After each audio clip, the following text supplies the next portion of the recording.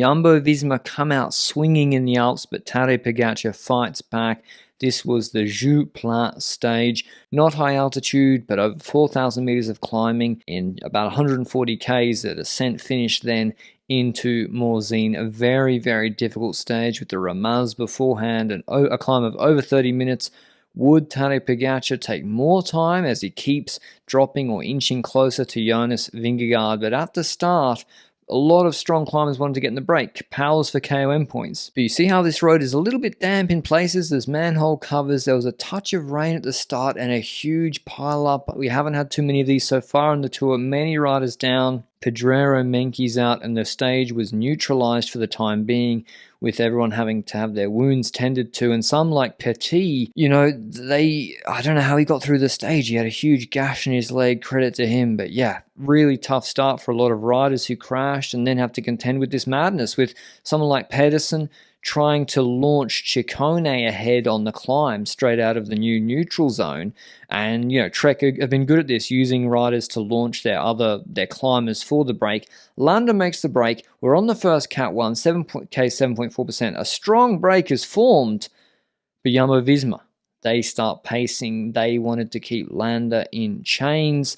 And you got Ciccone here, Powers, Jorgensen, Pinot, Woods, really good climbers. And Christophe Laporte has the ride of his life, keeping the gap really stable on the climbs. It went out a little bit, 120 on the descents, but before the Ramaz, it already looked like the break had no chance. A bit of frivolity between Marc Soler. He says, you want a spray? Soler had sprayed the whole UAE train. He says, why not? I'll give you a little spray. And gives Tadej Benoot a toot anyway. Why not? Love to see it. On the Ramaz, Jumbo smash. Laporte's gone. Van Hooydonk's time. It's like SkyTrain but aggressive. Catch the Pinot part of the breakaway with pulls, and it's only Ciccone and Woods ahead. Van Hooydonk gone, and now it's time for Tadej Benoot to take over, and he would be the last man to bring back Giulio Ciccone. So the break's gone at 58 k's to go. Could they find a crack in Tadej Pogacar this stage for their leader Jonas Vingegaard? And Pidcock was swinging with 5.5 k's to go on Ramaz, the second last climb.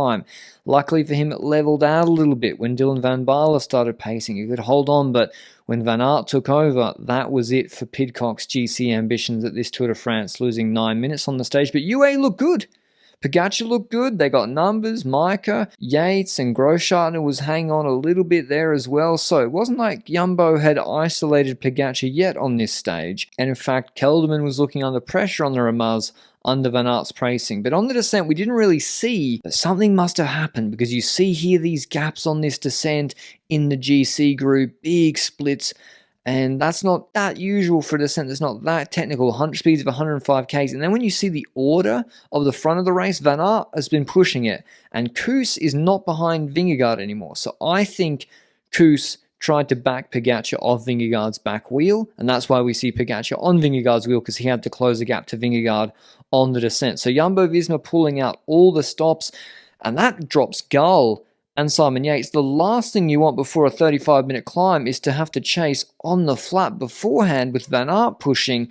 But now is the moment of truth for the big guns. Joux Plane, a brutal climb. Kelderman starts, but the pace isn't enough for Rafael Micah. He comes to the front. Initially, huge acceleration, puts almost everybody off the back, parks Van Aert, but then slows down a lot. And so Van Aert comes back to the front, ripping it, and drops Rafael Micah himself with 10 k's to go on the climb. And so UAE are down to Yates, Pogacar, whilst Kuss is there left in the wings for Jonas Vingegaard. So how long could Kuss, in his second Grand Tour already of the year, could he go on this climb? We've got Gull at the back with Hindley, who'd crashed earlier, Rodriguez, the climb and stage of his life, Yates, Pogacar, Vingegaard, Kuss. And Kuss has got a long way to go. 9k, 7.5 k's, and he doesn't have anyone ahead like on Altacam last year to drop, like Van Aert to drop Vingegaard off to pull. Pogacar drops his bidon, but Yates is there. The beauty of having domestiques gives him his water bottle after spraying some over himself.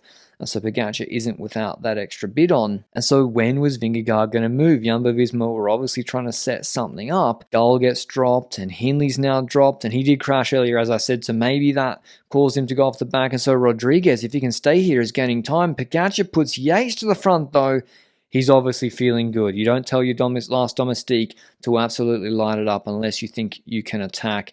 And that's exactly what Tadej Pogacar was setting up with Rodriguez just behind. Attacks Vingegaard with that burst. It wasn't as long as other stages, but it was enough to gap Vingegaard initially, and this looked like the Tour could be ending on the Joux Plane, but the gap doesn't open up.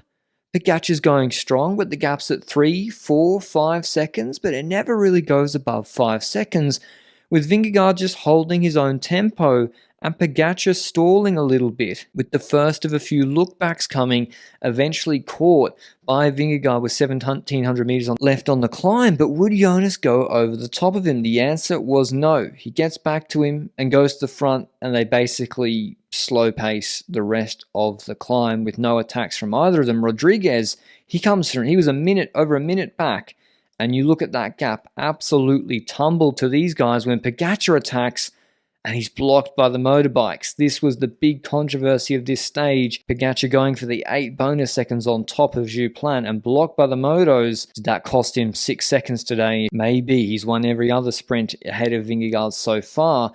And when Vingegaard actually launches 150 meters, Pogacar was caught napping. And he can't immediately get back to Vingegaard's wheel nor go around him. And so these two, there's a little plateau before the descent, they stop, and Rodriguez goes straight over the top of them, carrying momentum before the descent, already has Pogacar off the wheel, and drops him through this hairpin, takes a better line, and that's him gone. You can see him down below between the names. He's dropped Pogacar. Vingegaard's trying to get past Pogacar, and Yates himself is dropped on the descent, with Pogacar going full gas, because the stage wind's going up the road as well. And the 10 bonus seconds, Vingegaard with a little shudder, braking a bit too close to Tadej Pogacar's rear wheel, but they couldn't bring back Rodriguez. Should Pogacar here have let Adam Yates go clear, because then Pogacar would have taken more of a bonus second delta to Vingegaard. Obviously difficult to think about that in real time, because Rodriguez was gone. The Spaniard, the 22-year-old, on a brutal mountain stage, best the greats, using his technical prowess, with Pogacar coming second, unable to get rid of Vingegaard in the sprint. An absolutely cracking stage. Rodriguez wins the stage 5 seconds ahead of Pogacar and Vingegaard in second and third. Then Yates, Kuss, Hindley, Gull, both on 1:46. Big gaps in this stage, and 3:19 and 3:21 to Simon Yates. They started looking at each other. I thought, going full gas to the finish, I can descend more or less well, so I wanted to take advantage of it. I took some risks without going to the absolute limit because I didn't want to crash, but although I was close in a couple of corners that I thought that weren't so sharp, but yeah, super happy with this victory. But in terms of GC, a big shake-up in the top 10, not much in the top 2, but Rodriguez moves into third, a single second ahead of Jai Hindley. Yates stays in 5th, Kuss moves all the way up into 6th, and Felix